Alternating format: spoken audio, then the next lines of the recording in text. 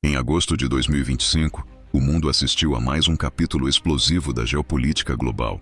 Os Estados Unidos anunciou tarifas de 50% sobre produtos brasileiros, alegando que o governo Lula estaria promovendo uma perseguição política contra Jair Bolsonaro.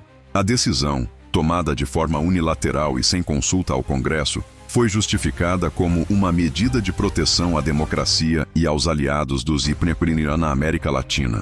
A reação foi imediata. As exportações brasileiras para os Estados Unidos despencaram 18,5% em apenas 3 semanas. Setores como o agronegócio, a indústria siderúrgica, a produção de celulose e até mesmo o setor de tecnologia foram duramente atingidos. Empresas brasileiras viram contratos serem cancelados, estoques encalharem e fábricas reduzirem turnos. O impacto foi sentido do campo ao porto, do sertão ao centro financeiro de São Paulo. O impacto no Brasil foi rápido, enquanto nos Estados Unidos está sendo sentido agora pelos consumidores americanos, e pesa no bolso. A crise nos Estados Unidos tende a piorar com a paralisação dos serviços, devido às disputas políticas internas entre republicanos e democratas. Mas o que parecia ser mais um golpe na economia brasileira se transformou em uma oportunidade histórica. Lula, que assumiu a presidência rotativa do BRICS em julho, convocou uma reunião extraordinária com os líderes da China, Rússia, Índia e África do Sul. O objetivo era claro: construir uma resposta coordenada e estratégica que não apenas protegesse o Brasil, mas também desafiasse a hegemonia comercial dos Estados Unidos. A justificativa oficial americana para as tarifas foi a defesa da democracia. Segundo eles, o governo brasileiro estaria violando direitos civis e perseguindo opositores políticos, com destaque para Jair Bolsonaro, que enfrentava processos judiciais por incitação à violência e desinformação.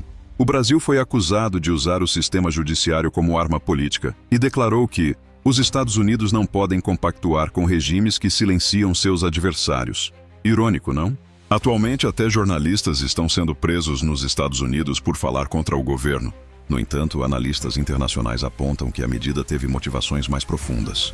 Com a economia americana enfrentando inflação persistente e queda na competitividade industrial, o presidente dos Estados Unidos buscava um inimigo externo para justificar medidas protecionistas. O Brasil, com sua crescente influência no BRICS e sua aproximação com a China, tornou-se o alvo perfeito. Além disso, a retórica do presidente americano agradou sua base eleitoral, especialmente os setores conservadores que ainda veem Bolsonaro como um aliado ideológico. A narrativa de defesa da liberdade foi amplamente divulgada nas redes sociais e nos canais de mídia alinhados ao governo americano. A resposta brasileira não veio sozinha. Lula articulou uma reação conjunta do BRICS que surpreendeu o mundo. Em menos de 2 semanas, o bloco anunciou a criação de um fundo emergencial de US$ 120 bilhões para compensar perdas comerciais dos países membros afetados por sanções ou tarifas externas. A aceleração do sistema de pagamentos internacionais, baseado em moedas locais, reduzindo a dependência do dólar. A ampliação de acordos bilaterais entre Brasil, China e Índia para a substituição de importações americanas por produtos do bloco. Investimentos estratégicos em infraestrutura, energia limpa e tecnologia no Brasil, com participação direta de empresas chinesas e indianas. Essas medidas não apenas protegeram o Brasil do impacto imediato das tarifas, mas também sinalizaram uma mudança estrutural na economia global. Pela primeira vez, o BRICS agiu como um bloco econômico coeso, capaz de enfrentar diretamente os Estados Unidos em questões comerciais e diplomáticas. Lula, conhecido por sua habilidade diplomática, aproveitou o momento para reforçar sua imagem internacional. Em discursos na ONU e em fóruns multilaterais, defendeu a soberania dos países do Sul global e criticou o uso de sanções como instrumento de dominação. Não aceitaremos que um país imponha sua vontade sobre outro com base em interesses políticos.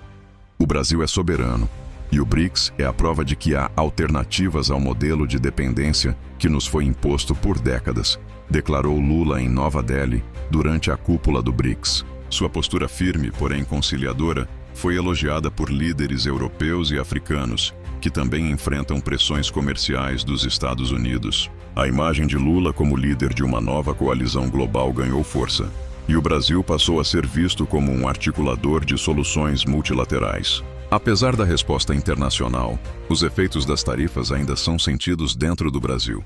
Pequenos produtores rurais, especialmente no Centro-Oeste, enfrentam dificuldades para escoar a produção.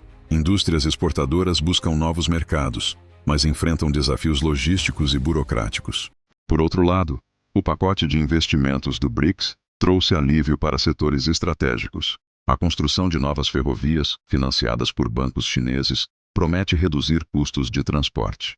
Parcerias com empresas indianas na área de tecnologia abriram novas oportunidades de emprego e inovação. Além disso, o fortalecimento do comércio com países do sul global, como Indonésia, Nigéria e Vietnã, está criando uma rede alternativa de exportação que pode tornar o Brasil menos vulnerável a oscilações políticas nos Estados Unidos. Enquanto os Estados Unidos insistem na narrativa de que está defendendo a liberdade, Lula aposta na diplomacia e na integração. A mídia internacional está dividida. Veículos americanos criticam o BRICS por minar a ordem liberal, enquanto jornais europeus e asiáticos destacam a ousadia brasileira. Nas redes sociais, a polarização é evidente. Grupos bolsonaristas celebram as tarifas como prova de que o Brasil está sendo punido por perseguir patriotas. Já apoiadores de Lula veem a reação do BRICS como um momento histórico de emancipação econômica. O que é certo é que o episódio colocou o Brasil no centro do debate geopolítico global. E, pela primeira vez em décadas, o país não está apenas reagindo, está liderando. A crise gerada pelas tarifas dos Estados Unidos pode ser o ponto de virada para uma nova fase da economia brasileira. Se o BRICS conseguir consolidar seus mecanismos de cooperação e o Brasil diversificar seus parceiros comerciais, o país poderá sair mais forte e menos dependente dos Estados Unidos.